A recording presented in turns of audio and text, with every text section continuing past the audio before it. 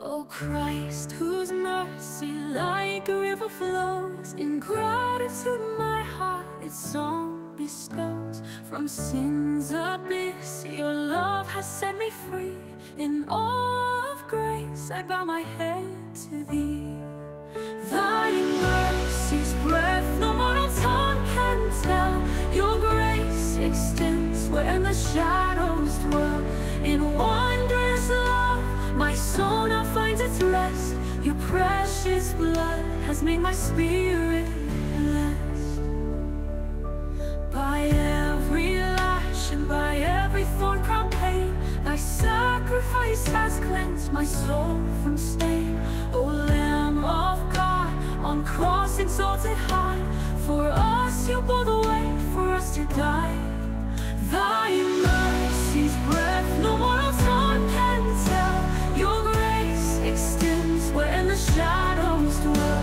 In wondrous love my soul now finds its rest. Your precious blood has made my spirit blessed. By every lash and by every thorn-crowned pain, thy sacrifice has cleansed my soul from stain. O Lamb of God, on cross exalted high, for us you bore the way, for us to die. Thy mercy's breath no mortal tongue can tell. Your grace extends where the shadows dwell. In wondrous love my soul now finds its rest. Your precious blood has made my spirit blessed. O Holy One, my gratitude proclaim. In reverence I magnify your name.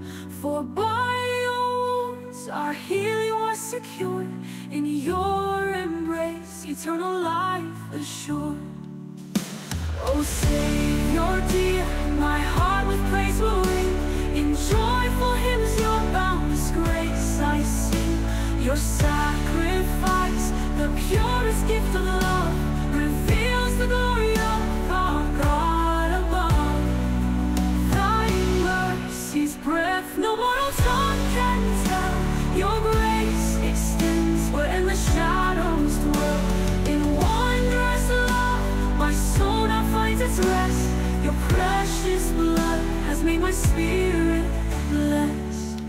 O Christ, whose mercy like a river flows, in gratitude my heart its song bestows. From sin's abyss your love has set me free.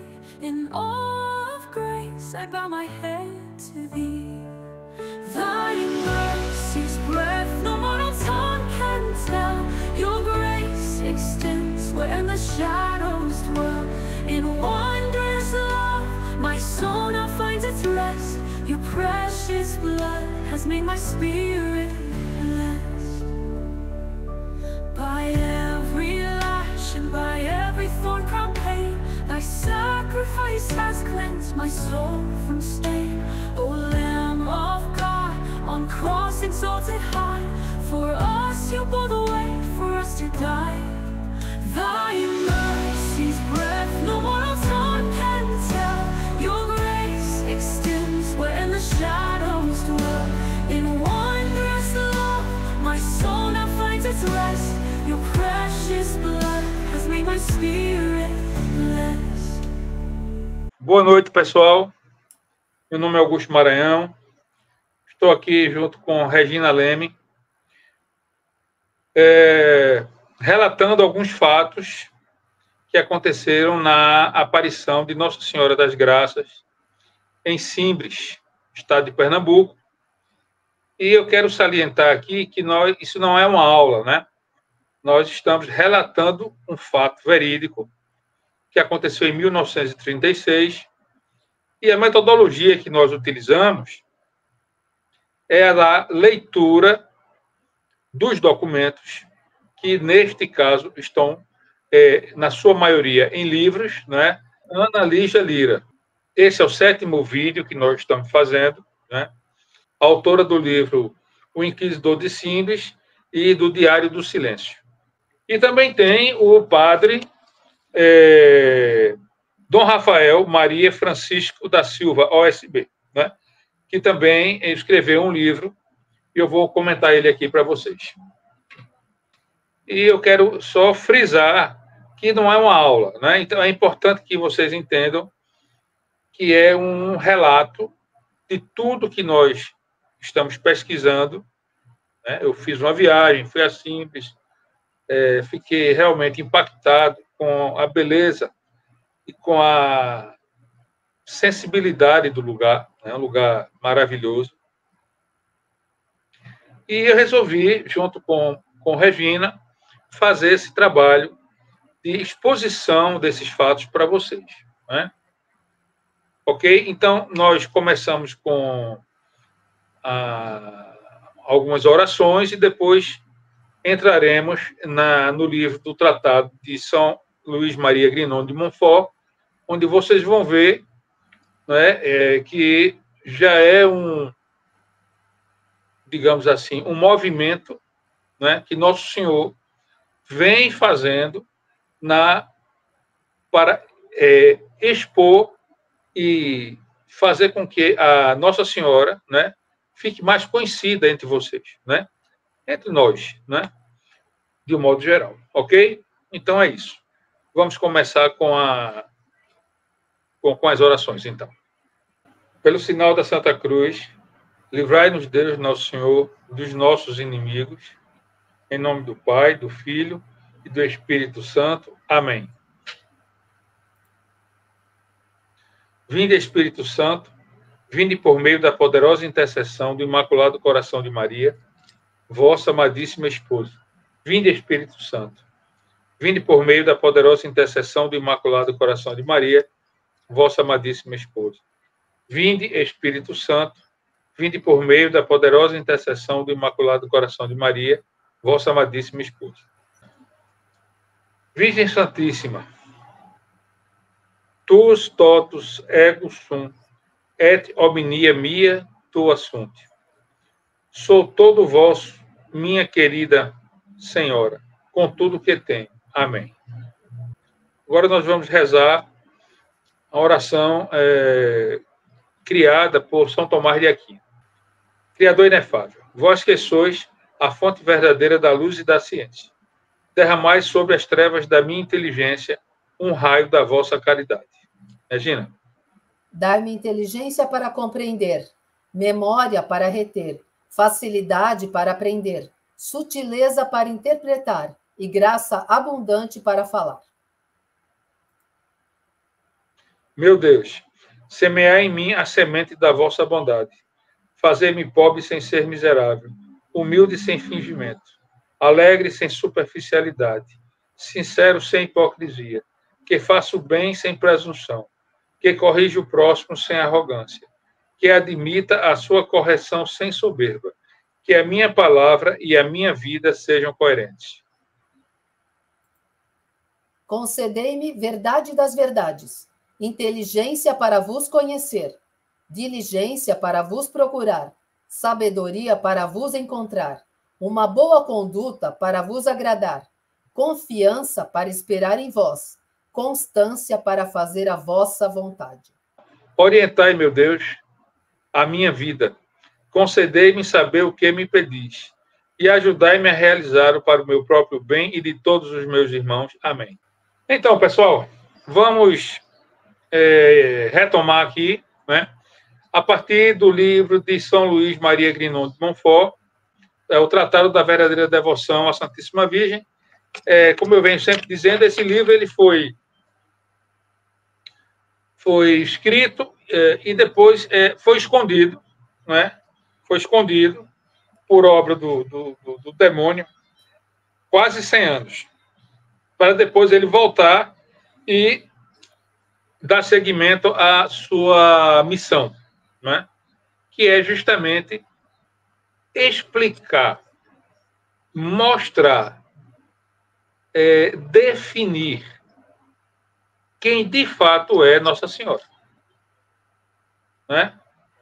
Que durante toda a época que viveu aqui na Terra, ficou calada, né? Mas quem de fato é Nossa Senhora? Então, esse livro ele traz verdadeira devoção.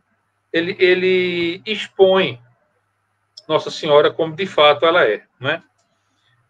Com algumas passagens bíblicas do Antigo Testamento, do Novo Testamento, que aí é mais uma questão de teologia, não vamos nos aprofundar nisso. Então, eu decidi, junto com Regina, apresentar para vocês o livro da Verdadeira Devoção, né? O Tratado da Verdadeira Devoção.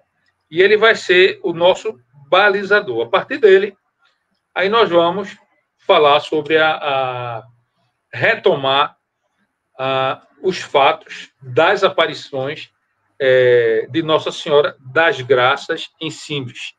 Quando ela apareceu pela primeira vez às meninas, quando perguntaram a ela: quem és tu? Quem é a senhora? Aí ela disse: eu sou a graça. E no livro de São Luís Maria Guinot de Montfort, ele traz, logo no início, um texto dizendo assim: da mesma forma que Deus reuniu todas as águas e chamou de mar, ele reuniu todas as graças e as chamou de Maria. Ok? Então vamos começar aqui a leitura.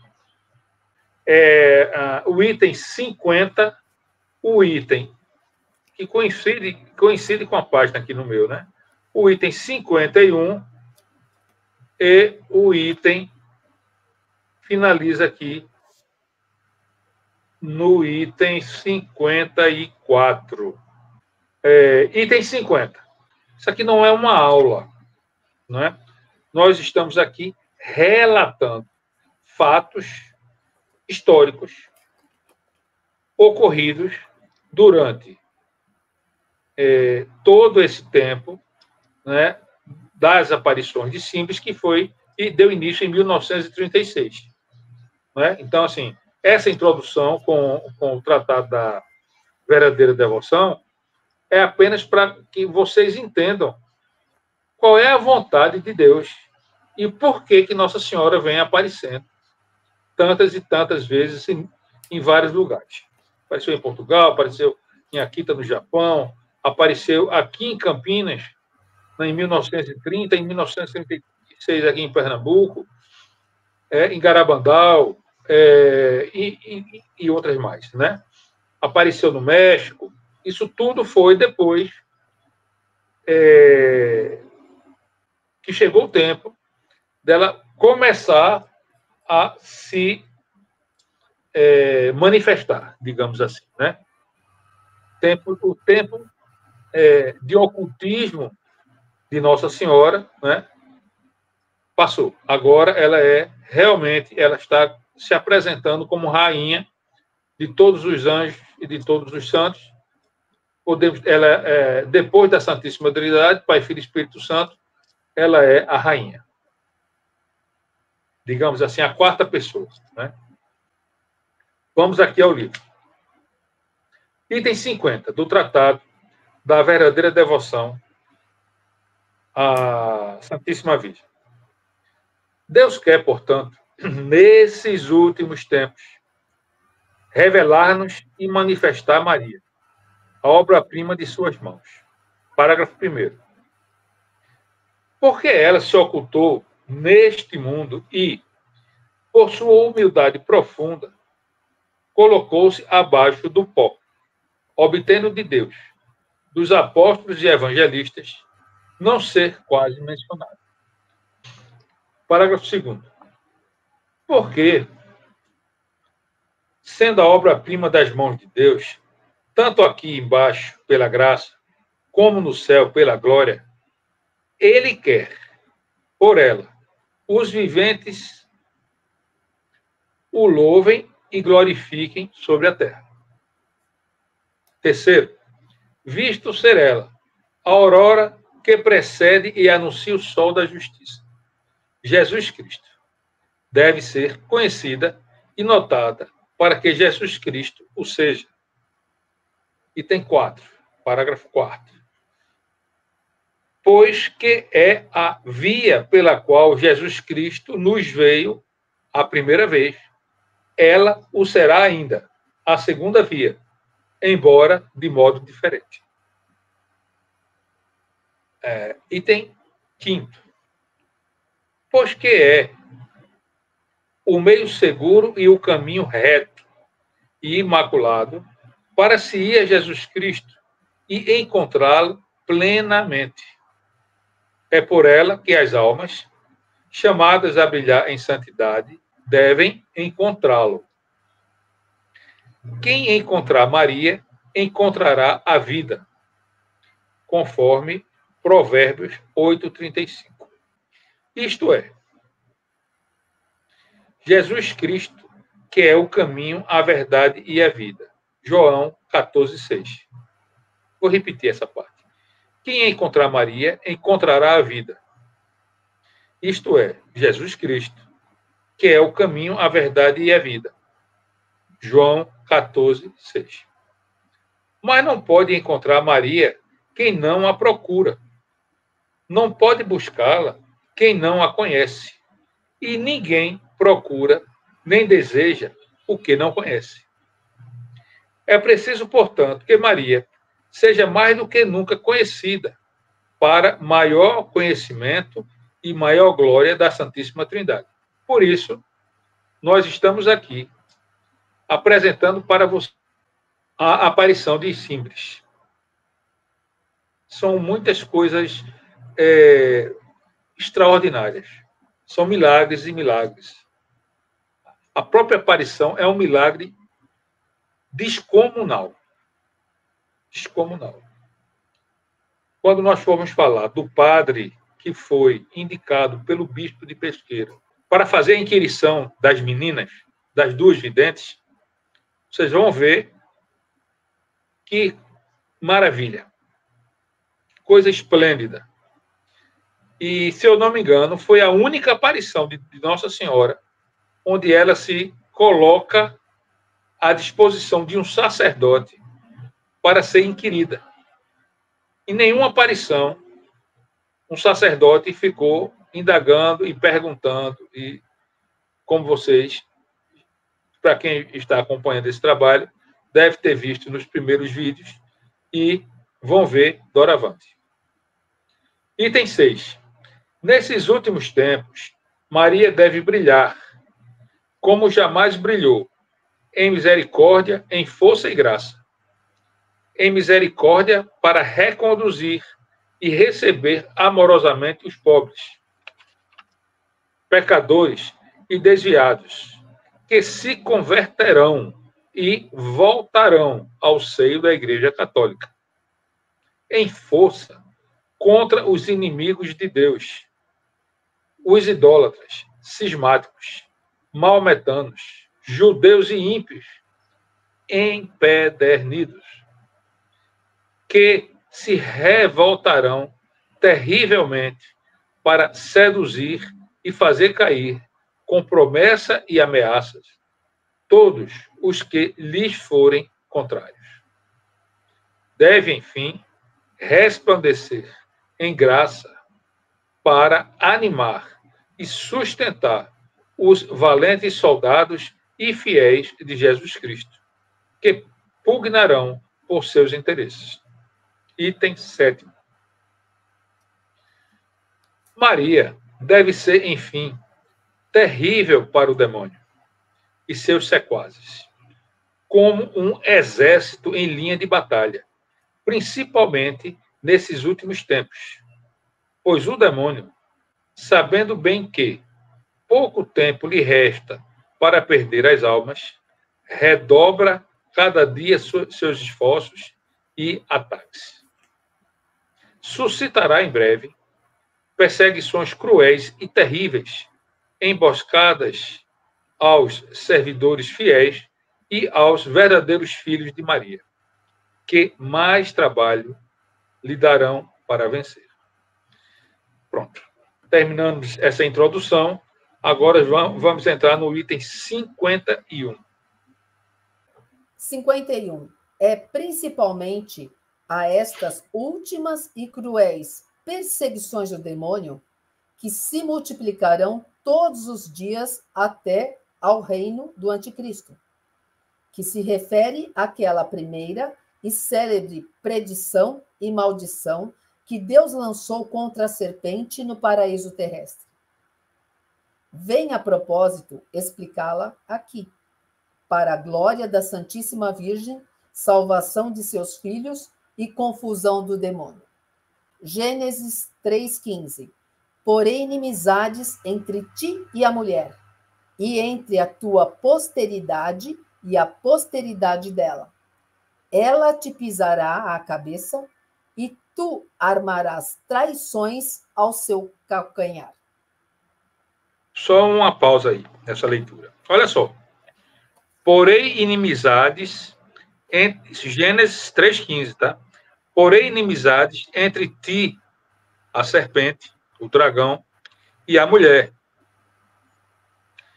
E entre a tua posteridade, a posteridade da serpente, do dragão, e a posteridade dela, a mulher. Ela te pisará a cabeça e tu armarás traições ao seu calcanhar. O demônio, ele já é derrotado, mas ele não vai descansar enquanto não conseguir cooptar o maior número de almas para levar para o inferno. Mais na frente vocês vão ver isso aí.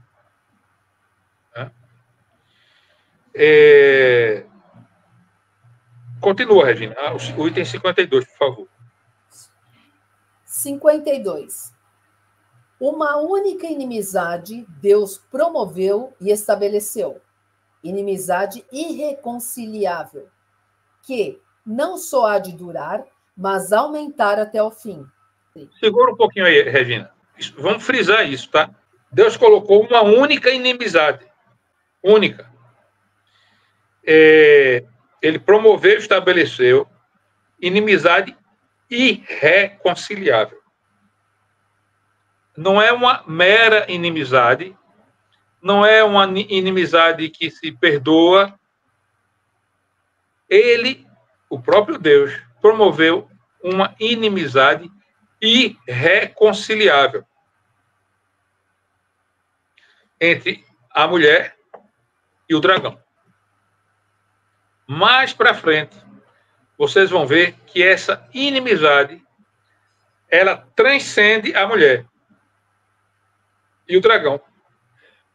É uma inimizade entre a mulher,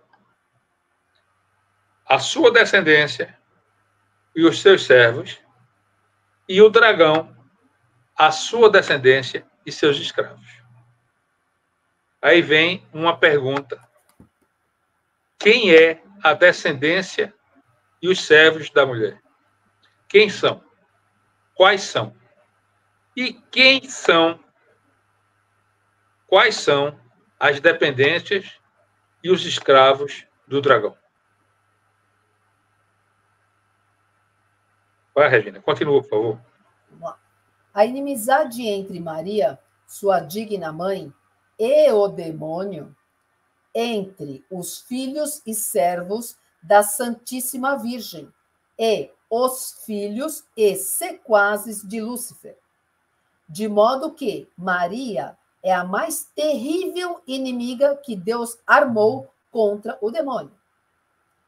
Ele lhe deu até, desde o paraíso, tanto ódio a esse amaldiçoado inimigo de Deus, tanta clarividência para descobrir a malícia desta velha serpente, tanta força para vencer, esmagar e aniquilar esse ímpio orgulhoso, que o temor que Maria inspira ao demônio é maior que o que lhe inspiram todos os anjos e homens, e, em certo sentido, o próprio Deus.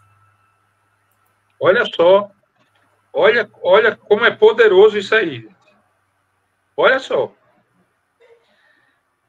Ele lhe deu até, desde o paraíso, tanto ódio a esse amaldiçoado inimigo de Deus, tanta clarividência para descobrir a malícia dessa velha serpente. Deu a ela, tá? Deu a ela tanta força para vencer, esmagar e aniquilar esse ímpio orgulhoso.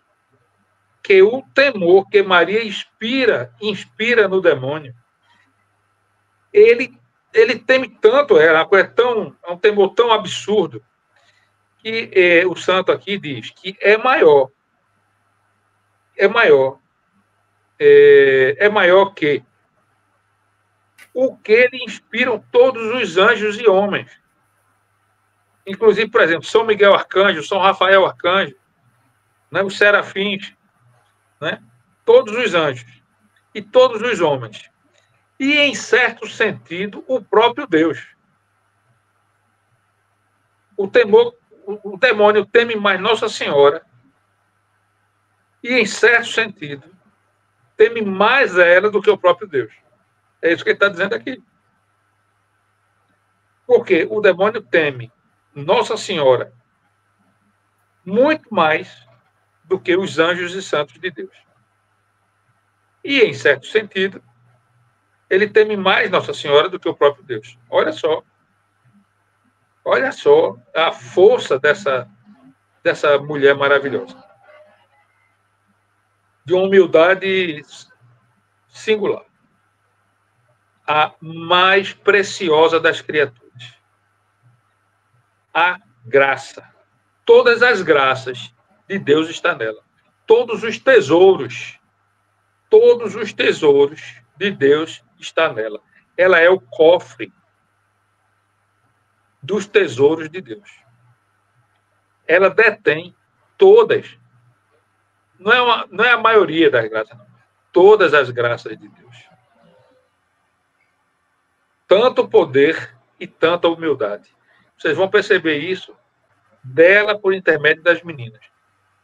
Porque os padres, tanto nas respostas, o padre José Kelly e o Frei Estevão, eles perguntam em alemão e em latim, e Nossa Senhora responde em português. E a humildade de Nossa Senhora é uma coisa assim linda, eu não tenho nem palavras, termos, eu não consigo encontrar uma palavra na língua portuguesa para expressar.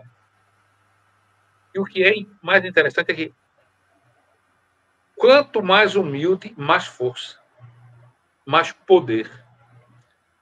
Um ser tão poderoso e tão humilde, tão sorridente, tão alegre. As meninas dizem direto, ela está sorrindo. Quando o padre faz umas perguntas lá, meio doida, ela sorri. Ela sorri. Né? O padre perguntou, o menino Jesus, que está no seu braço, abençoou quantas pessoas? Aí ela diz, abençoou apenas 5. Naturalmente, as 5 estavam em estado de graça, dentre elas os 2 padres. Mas eu abençoei todo mundo. Entendeu? Ela é poderosíssima. Olha, para você ir para o céu, tem que ir por Nossa Senhora. O santo diz aqui no livro. Ela é a via mais segura para o céu, em certo sentido, que o próprio Deus. Continua, Regina, por favor. Não que a ira, o ódio, o poder de Deus não sejam infinitamente maiores que os da Santíssima Virgem, pois as perfeições de Maria são limitadas. Mas, em primeiro lugar, Satanás, porque é orgulhoso, sofre incomparavelmente mais por ser vencido e punido pela pequena e humilde escrava de Deus, cuja humildade o humilha mais que o poder divino. Segundo, porque Deus concedeu a Maria tão grande poder sobre os demônios que, como muitas vezes se viram obrigados a confessar pela boca dos possessos, infunde-lhes mais temor um só de seus suspiros por uma alma que as orações de todos os santos, e uma só de suas ameaças que todos os outros tormentos. Olha só que coisa maravilhosa, né? Veja a força de Nossa Senhora. 53. O que Lúcifer perdeu por orgulho, Maria ganhou por humildade. O que Eva condenou e perdeu pela desobediência, salvou Maria pela obediência. Eva, obedecendo à serpente, perdeu consigo todos os seus filhos e os entregou ao poder infernal. Maria, por sua perfeita fidelidade a Deus, salvou consigo todos os seus filhos e servos e os consagrou a Deus. Muita atenção para isso, viu, gente? 54. Deus não pôs somente inimizade, mas inimizades. Vou repetir. Deus não pôs somente inimizade, mas inimizades. E não somente entre Maria e o demônio, mas também entre a posteridade da Santíssima Virgem e a posteridade do demônio. Quer dizer, Deus estabeleceu inimizades, antipatias e ódios secretos entre os verdadeiros filhos e servos da Santíssima Virgem e os filhos e escravos do demônio. Não há entre eles a menor sombra de amor, nem correspondência íntima existe entre uns e outros. Os filhos de Belial, que é um demônio poderoso, os escravos de Satã, que é o chefão dos demônios, os amigos do mundo, e isso me arrepiou quando eu li. Os amigos do mundo. Observe que ele faz uma sequência. Não é? Olha, os filhos de Belial, os escravos de Satã, os amigos do mundo. São 3 conjuntos de seres. Filho de Belial, escravo de Satã e amigos do mundo. E aí abre um parêntese aqui, e isso me deixou arrepiado. Pois é a mesma coisa. Ou seja, os filhos de Belial, os escravos de Satã e os amigos do mundo são a mesma coisa. O que é ser amigo do mundo? São perguntas que eu não tenho resposta agora. Não tenho resposta. Mas, para quem quiser se aprofundar, basta continuar a leitura aqui do tratado e pesquisar na patrística, pesquisar em São Tomás de Aquino, em Santo Agostinho, né? Eles esclarecem isso aí, tá? Olha só, sempre perseguiram até hoje e perseguirão no futuro aqueles que pertencem à Santíssima Virgem. Os amigos do mundo, os filhos de Belial, os escravos de Satã, sempre perseguiram o passado e até hoje, e perseguirão no futuro aqueles que pertencem à Santíssima Virgem. Por exemplo, eu sou consagrado à Santíssima Virgem. Então, estes que são de Satã me perseguem, me perseguiram, me perseguem e me perseguirão. E a quem eles não perseguem, tem que ter muito cuidado. Vocês têm que ter muito cuidado com quem não é perseguido. Quando você é perseguido, quando coisas acontecem com você sem você ter dado causa daquilo ali, não fiquem preocupados. Agradeçam a Deus, porque vocês estão no caminho certo. Vocês são filhos e descendência da Santíssima Virgem. Tá? Mas eu não quero mergulhar nesse assunto, não. É um assunto muito polêmico. não vai fugir aqui da nossa explanação, que é mostrar Maria, mostrar Nossa Senhora. Em específico, nesse caso, nas aparições de Simples. E tudo que envolveu as aparições de Simples. Os padres, o bispo da época, as pessoas, a fonte, os milagres, não é? A perseguição às meninas, a perseguição aos padres, e etc, etc, etc. Aí vem. Sempre perseguiram, até hoje, e perseguirão no futuro, aqueles que pertencem à Santíssima Virgem. Como outrora Caim perseguiu seu irmão Abel, e Esaú, seu irmão Jacó, figurando os réprobos e os predestinados. Eu quero ser o predestinado. Mas, isso aí é parênteses meu, tá? Mas a humilde Maria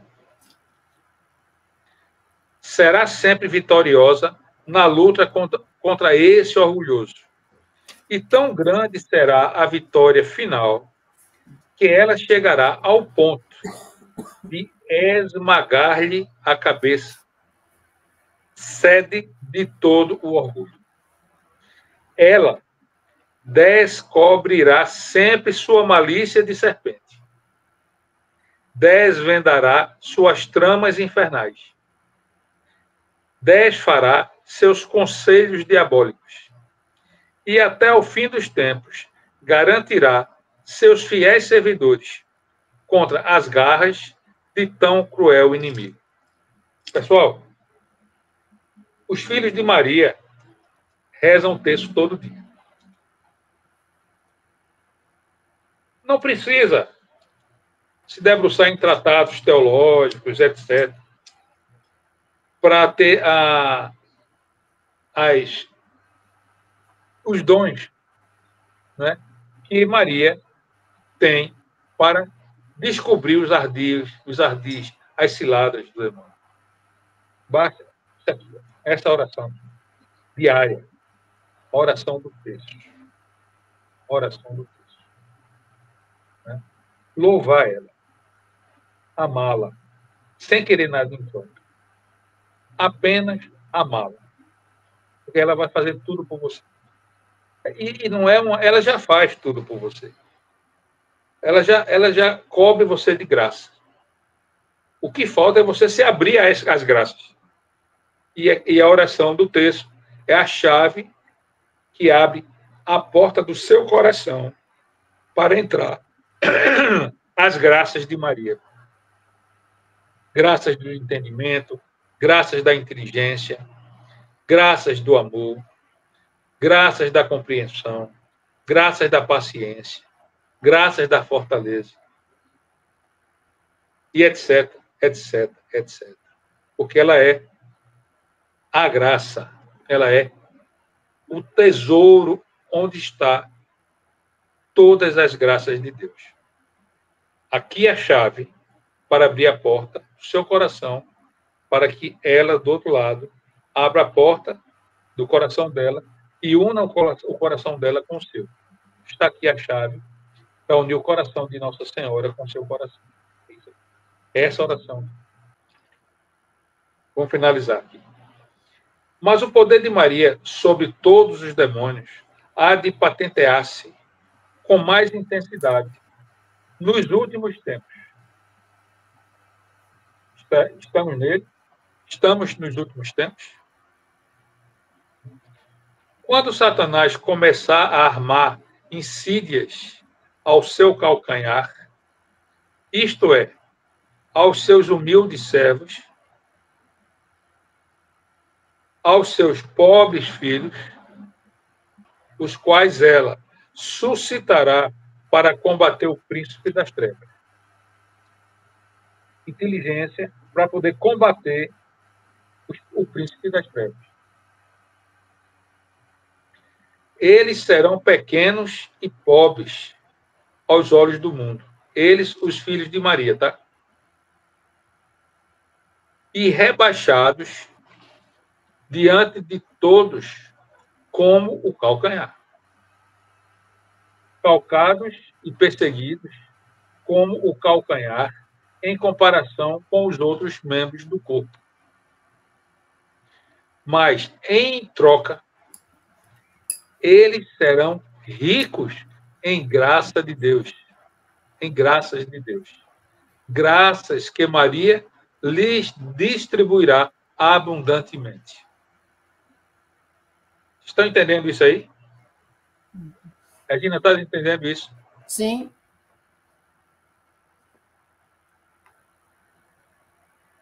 Serão grandes e notáveis em santidade diante de Deus, superiores a toda criatura, por seu zelo ativo, e tão fortemente amparados pelo poder divino, que, com a humildade de seu calcanhar e em união com Maria, esmagarão a cabeça do demônio e promoverão o triunfo de Jesus Cristo.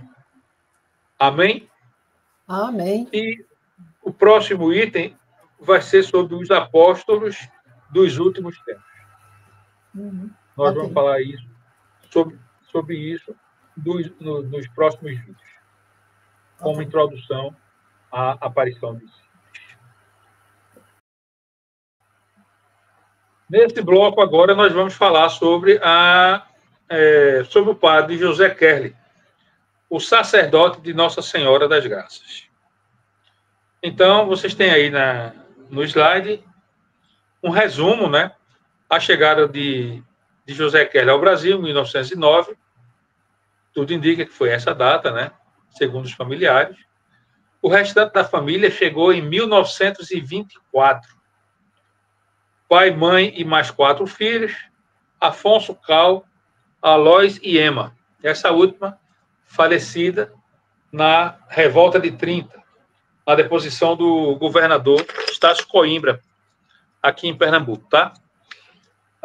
O motivo da vinda da família para o Brasil, livrar os filhos de serem convocados para a guerra, né? Já que todos os rapazes da família estavam em idade militar. Depois da Primeira Guerra, na verdade, né?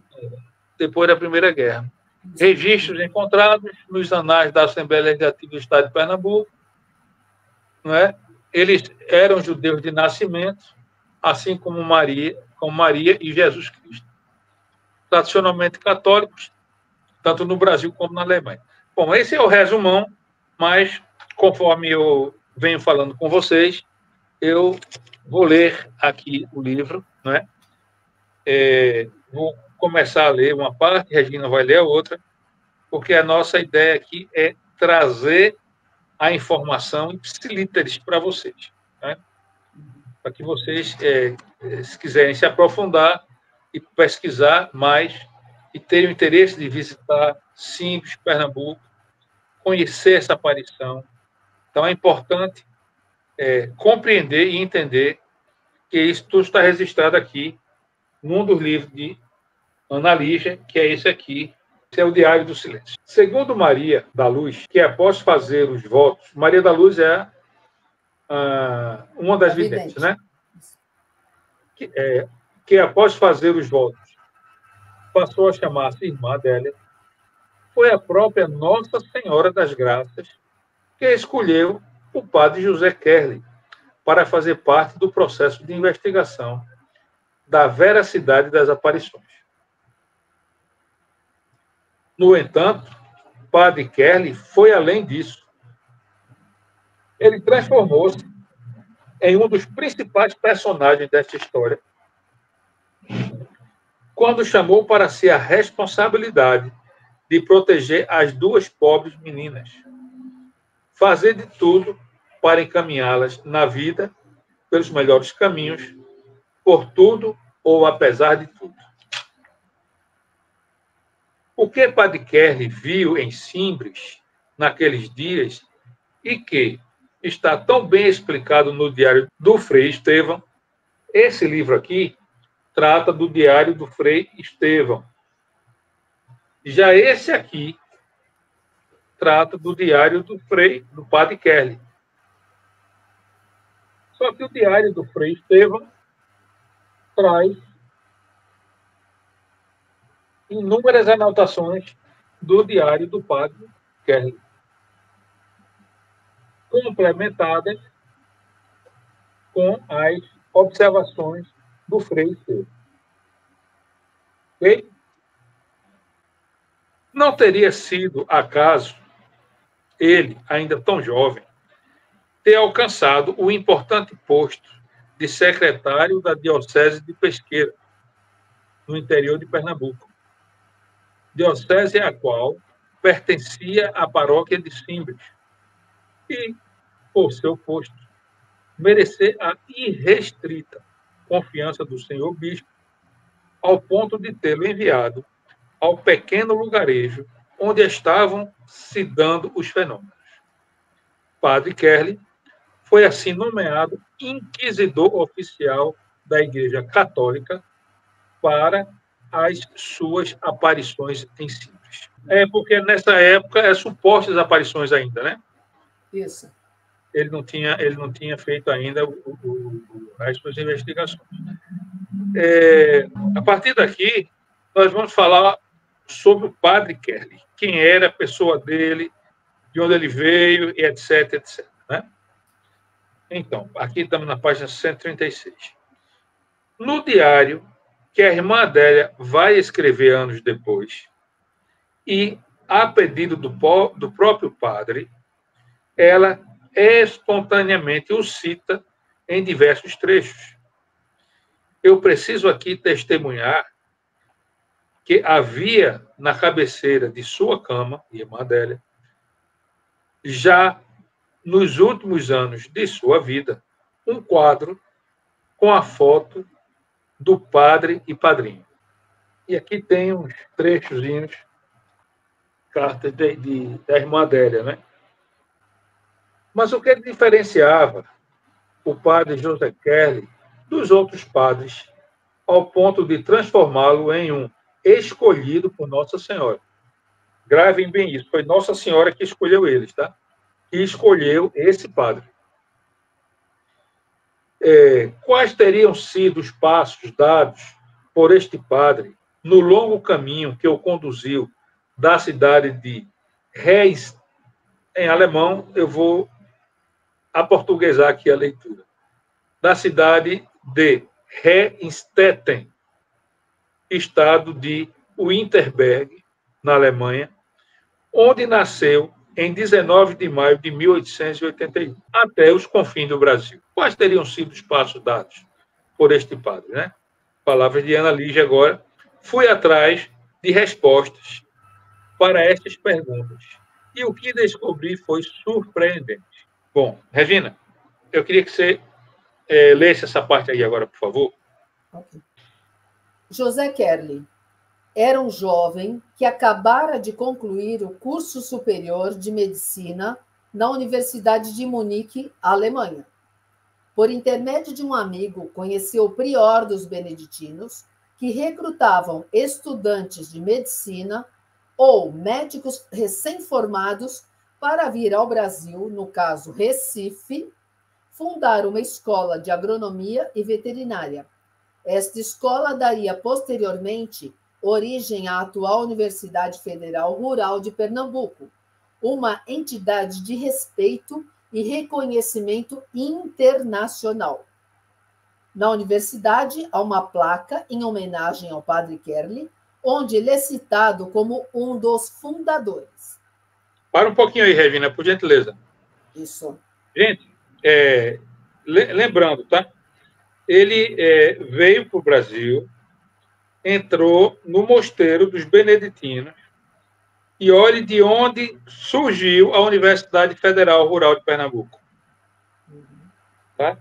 Isso aqui é uma prova cabal de que todas essas instituições de ensino superior, científico, elas vêm, se não todas, a maioria, vêm da Igreja Católica Apostólica Romana.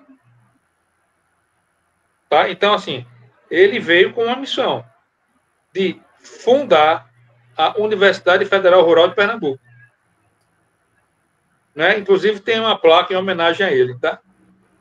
Ok? Só para ficar claro. Eu estou tenho até curiosidade, vou até dar uma chegada lá, na Rural, aqui na cidade universitária, para ver isso aqui. Vou fazer até umas pesquisas por lá, a esse respeito. Legal. Mas vai, continua.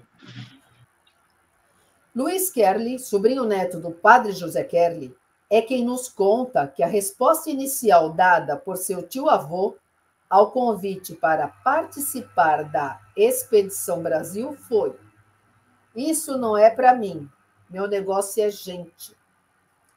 A resposta de Kerley se justifica pelo fato de que, na época, ao cursar medicina, o aluno poderia continuar os seus estudos se especializando em medicina humana ou medicina veterinária. A proposta de vinda para o Brasil era para aprofundar os estudos na área veterinária. Assim, José Kerley, após formado, voltou para a casa dos pais na pequena vila no interior da Alemanha. Mas o menino que saiu de casa para ir à universidade interna já não era o mesmo que retornava à pequena vila, à região da Bavária. José Kerley já não se reconhecia naquele contexto de pequena vila, longe do fervor da universidade, das grandes bibliotecas e nem nas regras rígidas do pai, que ainda não via o filho como o homem formado que era. Tentando evitar conflitos com o pai, o jovem então procura novamente o prior dos beneditinos e resolve partir para o Brasil. Apesar de ter aceito o convite, a primeira intenção do jovem não era se dedicar à veterinária, muito menos ser religioso, mas sim adquirir conhecimentos suficientes para fazer sua tese de doutorado em doenças tropicais. A vida monástica, que antes parecia ser tão suave, mostrou-se muito dura aos olhos de Kerley. Sem dom para a clausura, ele ansiava pela oportunidade de ajudar as pessoas e dar início às suas pesquisas. Não tinha paciência para longos períodos de oração e isolamento, e ele queria ver gente, trabalhar com gente, atender gente, ser médico. Por outro lado, muitas coisas no mosteiro o encantavam, como a busca pelo conhecimento e a oportunidade de conviver com mentes brilhantes e almas grandiosas. Com muito esforço, tornou-se beneditino, adotando o nome de Dom João. Ordenou-se em 14 de março de 1914. O tempo revelou um apaixonado pela vida religiosa. No entanto, sua forte personalidade se chocava com as regras que movem o cotidiano em um monastério. Pelas regras monásticas beneditinas, o ideal é que os monges tiram seu sustento de dentro do próprio mosteiro e saiam o mínimo possível do ambiente de oração e clausura. Mesmo para os monges que administravam a escola agrícola, que era interna, a vida era de muito trabalho e reclusão. Kerley tinha contato com os alunos e os monges, mas lhe faltava o povo.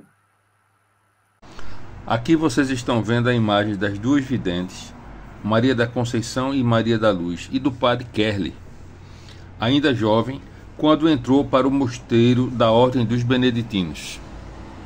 Então, Kerley possuía um potencial intelectual imenso, dignos dos monges beneditinos, que são reconhecidamente grandes intelectuais. No entanto, quanto maiores dificuldades o jovem monge mostrava ter para levar a vida no mosteiro, mais o seu superior considerava erroneamente, claro, que o espírito livre e missionário de Kerley era desobediência e falta de humildade. A coisa foi tomando proporções sérias. Apesar de dirigir a escola agrícola, era imposto ao jovem médico trabalhos como lavar os banheiros e limpar detritos de animais. Quanto mais ele reclamava, mais suas tarefas aumentavam e caminhavam muito longe da área que ele ansiava pesquisar. Kerley percebeu que, apesar de todos os esforços, não conseguia se adaptar. Pediu para sair do mosteiro, mas não recebeu permissão. Pediu novamente e teve suas tarefas dobradas. Ele estava no limite. Havia cruzado o mundo em busca de liberdade e aprendizado e agora se via lavando banheiros. Kerley vinha de uma família com muitas posses. Havia estudado uma das mais respeitadas universidades do mundo. Ele queria oferecer mais e saber que tinha mais para oferecer. Em seu peito havia um chamado. Em sua alma, uma voz que lhe dizia que havia uma missão. E ele a procurava desesperadamente. Uma tarde, Kerley pediu permissão para falar com o abade, autoridade máxima do mosteiro. Disse que queria se desculpar e pedir perdão por haver se revoltado contra os trabalhos impostos. Teve sua audiência concedida.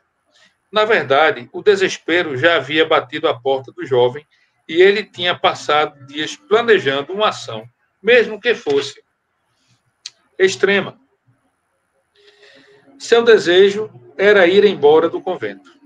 Ele amava a igreja, mas via a vida do monastério como uma prisão. O que pode ser doce ao paladar de um, pode ser amargo ao paladar de outro. Há vários caminhos que conduzem ao mesmo Deus. O caminho de Kerley parecia não ser de reclusão. No entanto, aqueles passos também faziam parte de sua caminhada. A história provaria que aqueles dias no convento eram parte de um plano divino bem maior. Ao entrar na sala, Kerley não tinha dúvida do que faria. Já estava tudo muito bem desenhado em sua cabeça. Ele resolveria sua situação naquela tarde. Seria ou tudo ou nada. Kerley sabia que em cima da mesa do abade havia um espeto de metal, pontiagudo, encravado em uma pequena base de cimento, que funcionava como um destes pesos que usamos em escritórios para evitar que papéis voem. A base segurava papéis maiores e no espeto eram colocados pequenos lembretes, recados, contas. O monge alemão entrou na sala calmamente e se posicionou na frente à mesa onde estava o abade. Kerley não era um homem de porte avantajado, porém, possuía muita força e agilidade. De pé, escutou de cabeça baixa todo o sermão do abade. O que o abade sequer desconfiava aconteceu. Em um momento de distração do seu superior, Kerley tomou mão do espeto, partiu para cima do abade, aplicou um golpe conhecido como gravata e o fez, por meio de coação física, redigir sua carta de dispensa do mosteiro. O abade sabia que Kerley havia chegado ao seu limite e que dali para frente nada mais teria importância a não ser sair do mosteiro. Com o espeto apontado para seu pescoço e percebendo a incrível força que o monge alemão tinha, o abade redigiu nervosamente a carta de dispensa de Kerley. Kerley foi embora do mosteiro de Olinda apenas com a roupa do corpo. Não tinha sequer dinheiro para pagar a passagem de bonde entre Olinda e Recife e caminhou cerca de 15 quilômetros até o Palácio Episcopal dos Manguinhos, onde residia o bispo da Arquidiocese de Olinda e Recife, Dom Sebastião Leme. Bem, pessoal, no próximo episódio, nós vamos dar continuidade ao relato da história do Padre Kerley aqui no Brasil e entraremos imediatamente já no contexto da aparição. Ok? É isso aí. Boa noite para vocês e até o vídeo 8 que nós vamos construir. No final dos vídeos, a gente sempre reza uma oração, pedindo a Nosso Senhor Jesus Cristo, a Nossa Senhora, a humildade necessária para estar à disposição dela para fazer esse trabalho. Então, vamos agora rezar a ladainha da humildade, composta pelo cardeal Merri Del Val, que foi secretário de Estado do Vaticano, no pontificado de São Pio X. Ele compôs essa ladainha. É um homem que está em processo de canonização, de beatificação, de santidade. Ladainha da humildade. Jesus, manso e humilde de coração, ouvi-me, do desejo de ser estimado, livrai-me, ó Jesus, do desejo de ser amado, livrai-me, ó Jesus, do desejo de ser conhecido, livrai-me, ó Jesus, do desejo de ser honrado, livrai-me, ó Jesus, do desejo de ser louvado, livrai-me, ó Jesus, do desejo de ser preferido, livrai-me, ó Jesus, do desejo de ser consultado, livrai-me, ó Jesus, do desejo de ser aprovado, livrai-me, ó Jesus, do receio de ser humilhado, livrai-me, ó Jesus. do receio de ser desprezado, Livrai-me, ó Jesus. do receio de sofrer repulsas, Livrai-me, ó Jesus. do receio de ser caluniado, Livrai-me, ó Jesus. do receio de ser esquecido, Livrai-me, ó Jesus. do receio de ser ridicularizado, Livrai-me, ó Jesus. do receio de ser difamado, Livrai-me, ó Jesus. do receio de ser objeto de suspeita, Livrai-me, ó Jesus. Que os outros sejam amados mais do que eu. Jesus, dai-me a graça de desejá-lo. Que os outros sejam estimados mais do que eu. Jesus, dai-me a graça de desejá-lo. Que os outros possam elevar-se na opinião do mundo e que eu possa ser diminuído. Jesus, dai-me a graça de desejá-lo.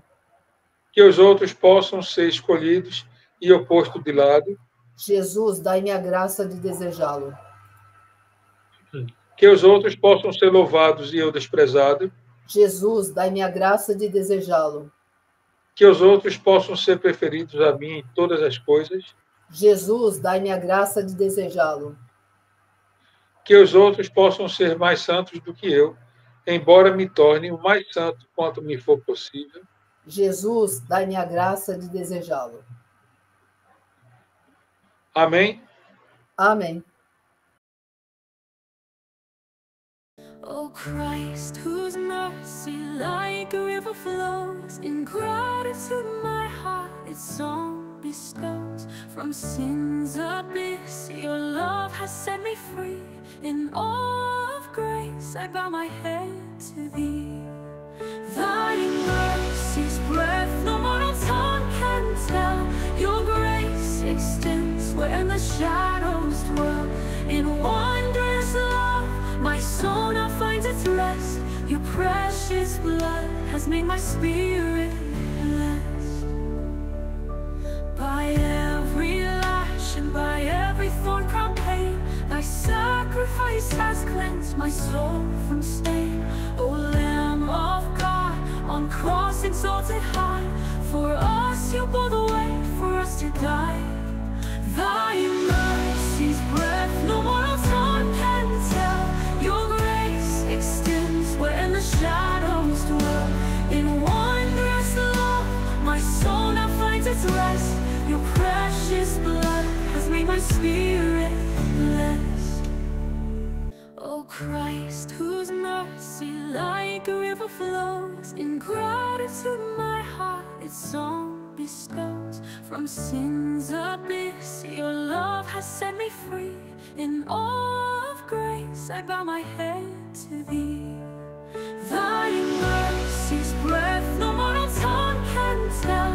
Your grace extends where the shadows dwell. In wondrous love my soul now finds its rest. Your precious blood has made my spirit blessed. By every lash and by every thorn crown pain, thy sacrifice has cleansed my soul from stain. O Lamb of God, on cross exalted high, for us you bore the way, for us to die. Thy mercy's breath no mortal tongue can tell. Your grace extends where the shadows dwell. In wondrous love, my soul now finds its rest. Your precious blood has made my spirit blessed. By every lash and by every thorn-crowned pain, thy sacrifice has cleansed my soul from stain. O Lamb of God, on cross exalted high, for us you bore the weight, for us you died. Thy mercy's breath no mortal tongue can tell. Your grace extends where the shadows dwell. In wondrous love, my soul now finds its rest. Your precious blood has made my spirit blessed. O Holy One, my gratitude proclaim. In reverence I magnify your name. For by your wounds our healing was secured. In your embrace eternal life assured.